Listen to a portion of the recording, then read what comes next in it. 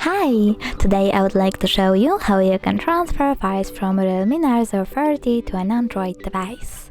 First of all, access Play Store on both of them and tap on the search bar. Then type Send Anywhere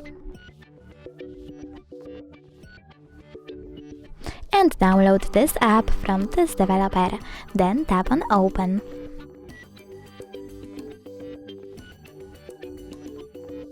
Now you need to select I accept, confirm, continue and allow on both devices.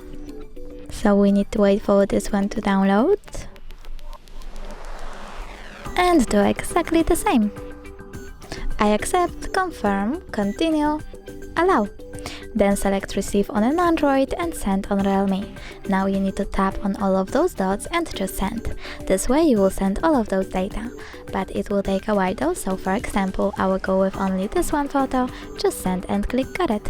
From here we have two ways to connect. We can input this key over here and choose receive or scan QR code. If you want to scan it, click on this scanning icon on an Android, select while using the app only this time or allow, and just point your device's camera at the code.